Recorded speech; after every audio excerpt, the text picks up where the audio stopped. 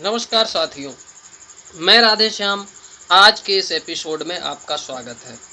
आज का एपिसोड आप तक पहुंचाने के लिए हमें थोड़ा विलम्ब हो गया है, लेकिन विलम्ब इसलिए हुआ है कि आज का जो विषय लेकर हम आए हैं वो बहुत ही वेदनापूर्ण है, संवेदनशील है और निश्चित तौर पर मानवता को, देश को शर्मसार कर देने वाला है। निश्चित तौर पर आज हम आपसे बात करेंगे मणिपुर हिंसा के बारे में। खासकर उत्तर भारत के लोग, जिनमें ज़्यादातर परसेंट में लोग मणिपुर हिंसा को बहुत ज़्यादा सीरियस नहीं ले रहे थे, लेकिन कल जो एक तस्वीर, जो एक वीडियो सोशल मीडिया पर आया, जिसमें दो महिलाएं जो पूरी तरह से निर्वस्त्र हैं और कुछ युवकों का समूह नारेबाजी करता हुआ उन महिलाओं को पकड़े है, उनके साथ बदसलूकी कर रहा है, उनके जननांगों के साथ बदतमीजी कर रहा है पूरा समूह। और उसके बाद जब वो वीडियो आया तो पूरे देश का ध्यान मणिपुर की तरफ एकदम से खिंचा चला गया।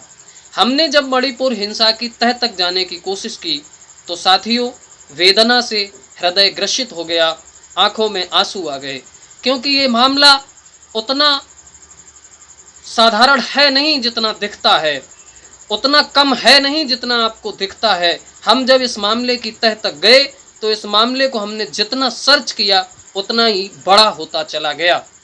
आगे हम आपसे मणिपुर हिंसा के बारे में बात करेंगे, लेकिन उससे पहले मणिपुर के राजनैतिक, मणिपुर के भौगोलिक और जातिगत आंकड़ों के बारे में आपको अवगत होना बहुत ज़रूरी है, क्योंकि मणिपुर हिंसा की जड़ यहीं से शुरुआत होती है। मणिपुर की राजधानी इम्फाल राज्य के बीचों बीच स्थित है। यह क्षेत्रफल की दृष्टि से प्रदेश का 10% हिस्सा है, जिसमें प्रदेश की 57% आबादी रहती है। बाकी चारों तरफ 90% हिस्से में पहाड़ी इलाके हैं, जहां प्रदेश की 43% आबादी रहती है। इम्फाल घाटी में मैतेई समुदाय के लोग रहते हैं, जो दर्जे में हिंदू माने जाते हैं। प्रदेश की आबादी में यह बहुसंख्यक हैं, इनकी संख्या 53% है। अगर हम राजनीतिक आंकड़े देखें तो वहाँ के 60 विधायकों में 40 विधायक मैतेई समुदाय के हैं। आज़ादी के बाद 2017 में पहली बार भारतीय जनता पार्टी की वहाँ सरकार बनी, एन बीरेन सिंह मुख्यमंत्री बने। 2022 में वह सरकार पुनः वापसी की और फिर से बीरेन सिंह मुख्यमंत्री बने। वह स्वयं भी मैतेई समुदाय से आते हैं। वहीं दूसरी तरफ पहाड़ी इलाकों में 33 मान्यता प्राप्त जनजातियां रहती हैं। इनमें प्रमुख रूप से नगा और कुकी जनजाति है। यह दोनों जनजातियां धार्मिक रूप से ईसाई हैं। इसके अलावा मणिपुर में 8% मुस्लिम हैं और 8% सनमही समुदाय की आबादी है। भारतीय संविधान के आर्टिकल 371C के तहत मणिपुर की पहाड़ी जनजातियों को विशेष दर्जा और सुविधाएं मिली हुई हैं, जो मैतेई समाज को नहीं मिलती। और यही बड़ी वजह है कि मैतेई समाज और आदिवासी जनजातियों के बीच बड़े लंबे अरसे से एक गहरी खाई बनी चली आ रही है। मैतेई समुदाय के लोग पिछले कई वर्षों से आरक्षण की मांग करते आ रहे हैं, और उनकी ये मांग है, वह खुद को आदिवासी दर्जा देने की मांग कर रहे हैं। वह भी ये चाहते हैं कि जिस तरह से ये आदिवासी जन समुदाय रह रहा है, इन्हें जो सुविधाएं सरकार द्वारा मुहैया कराई जा रही हैं, आदिवासी श्रेणी में आने के बाद हमें भी वह सुविधाएं मिलें, उन सुविधाओं का लाभ हमें भी मिले। इस मांग को बल तब मिला जब 2017 में पहली बार वहां भारतीय जनता पार्टी की सरकार बनी, एन बीरेन सिंह मुख्यमंत्री बने, जो स्वयं भी मैतेई समुदाय के आरक्षण देने के पक्ष में सदैव रहे हैं। मैतेई समुदाय को आरक्षण देने के फैसले के विरोध में आदिवासी समाज और आदिवासी संगठनों ने सुप्रीम कोर्ट में इस फैसले के खिलाफ चुनौती दी है। मामला सुप्रीम कोर्ट में विचाराधीन है। मणिपुर हाई कोर्ट आदिवासी मैतेई समाज को आरक्षण देने के पक्ष में फैसला पहले ही दे चुका है। यह आरक्षण देने का मामला ही मैतेई समुदाय और आदिवासी जन समुदाय के बीच गहरी खाई बढ़ाता चला गया और लोगों में हिंसा की ज्वाला पनपने लगी। इस ज्वाला को बल कहां से मिला? मणिपुर सरकार ने एक गवर्नमेंट लैंड सर्वे चलाया। उस सर्वे में ये नियम बनाया गया कि जो आदिवासी जन समुदाय के लोग जंगलों में रहकर खेती करते हैं उनसे कागज मांगे गए जमीनों के, और ये कहा गया कि मणिपुर सरकार ये कहती है कि आदिवासी समुदाय के लोग जंगलों में रहकर गैर कानूनी रूप से भूमि पर कब्जा करके अफीम की खेती करते हैं।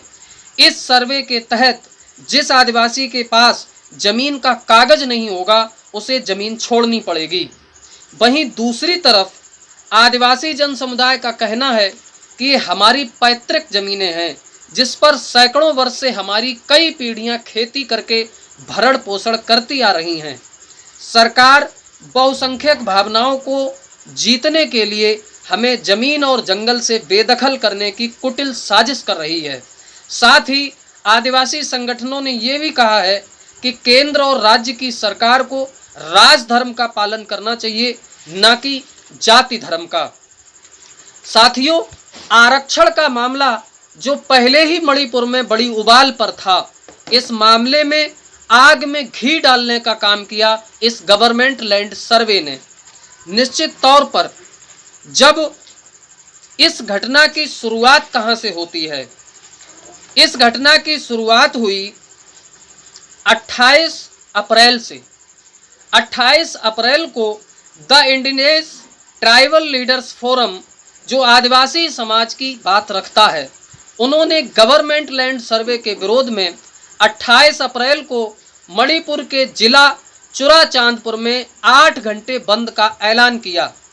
आंदोलनकारियों के खिलाफ पुलिस ने सख्ती के साथ बल प्रयोग किया, जिसमें हिंसा भड़क गई और पुलिस और आदिवासी समाज, कुकी समुदाय के आदिवासी जनजाति जो समाज है, वह आमने सामने एक दूसरे के खड़ा हो गया और हिंसा ने विकराल रूप ले लिया।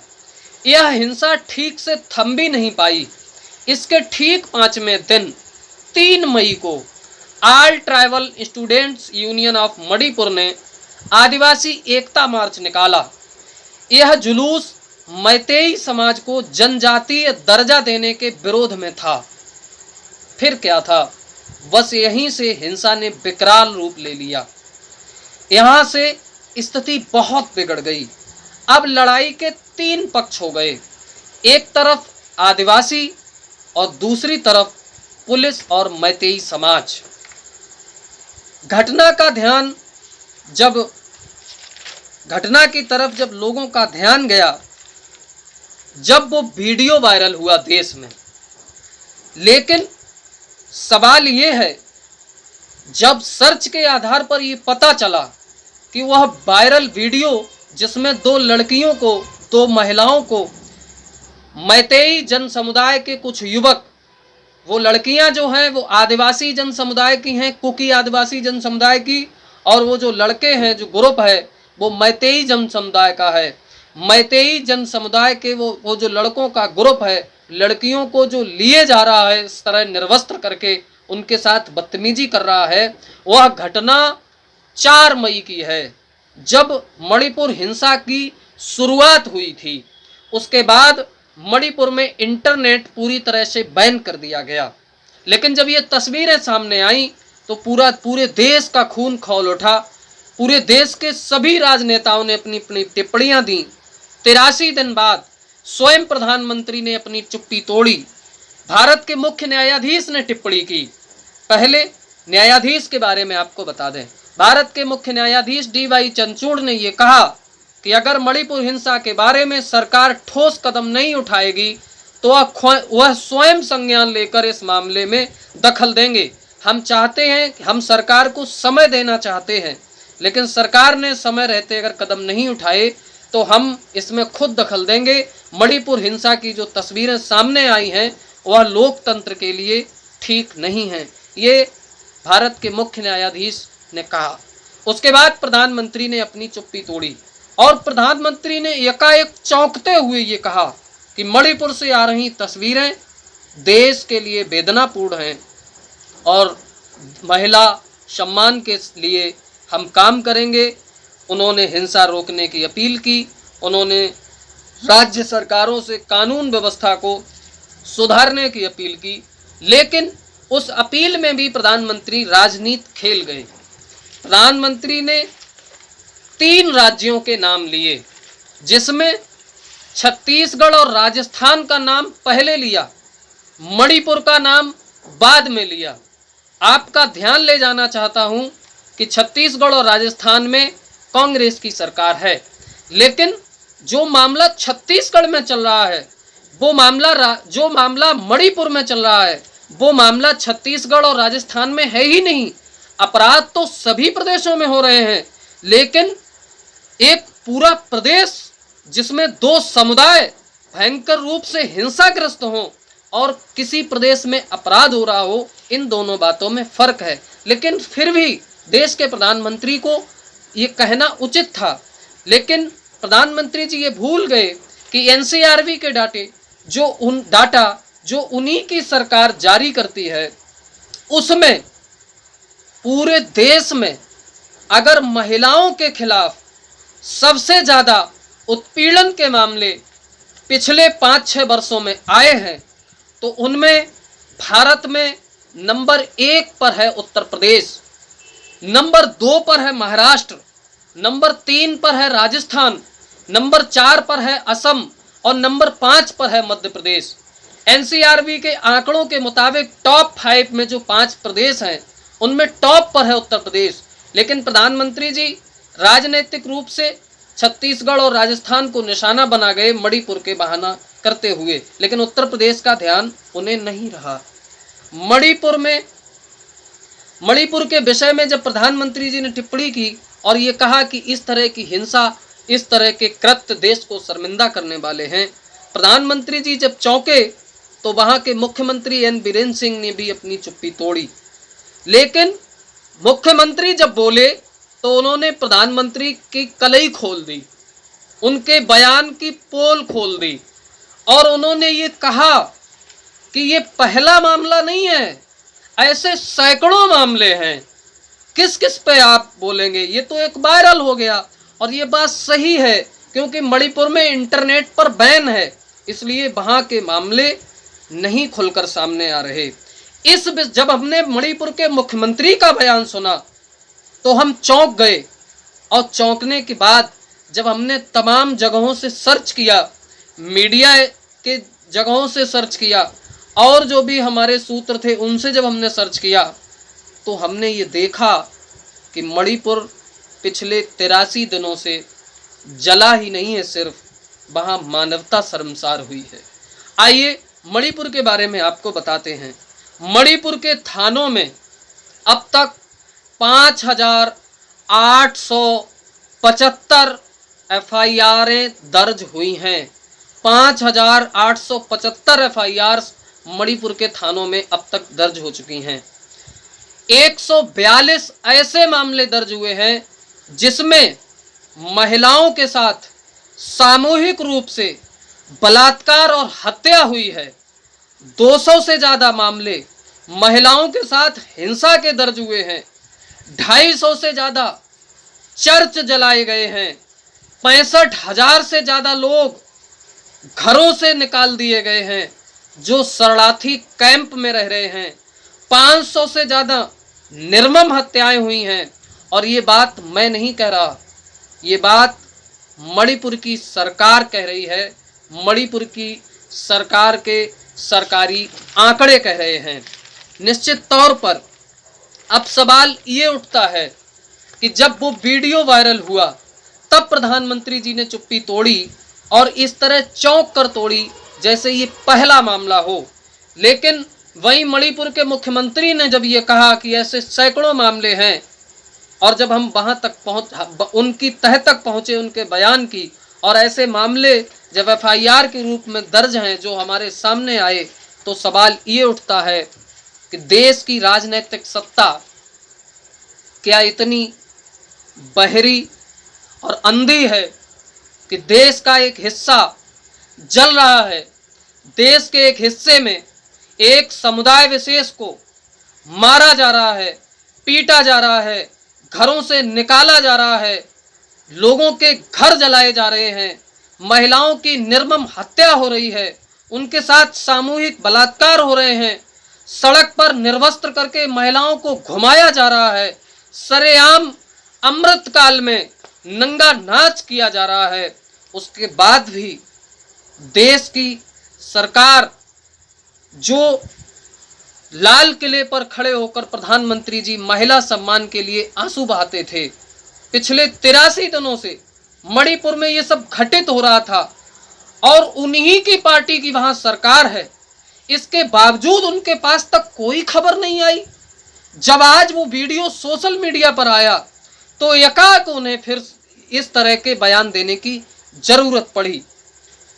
अब सवाल ये उठता है कि मणिपुर के आदिवासी समाज से, जिससे जंगल और जमीनें सिर्फ इस नाम पर छीनी जा रही हैं कि मणिपुर के जंगलों के कागज उन आदिवासियों के पास नहीं है, लेकिन वहीं दूसरी तरफ आप अपना ध्यान ले जाइए, देश में एक ऐसी राजनीतिक सत्ता जिससे जब भी देश के किसी वरिष्ठ अधिवक्ता ने, देश के किसी जन सूचना के अधिकार के तहत जन सूचना मांगने वाले सोशल एक्टिविस्ट ने या विरोधी दल के किसी नेता ने जब कभी सवाल खड़ा किया तो उन्होंने देश की सुरक्षा का हवाला देते हुए पीएम केयर फंड के कागज दिखाने से इनकार कर दिए, राफेल डील के कागज दिखाने से इनकार कर दिए।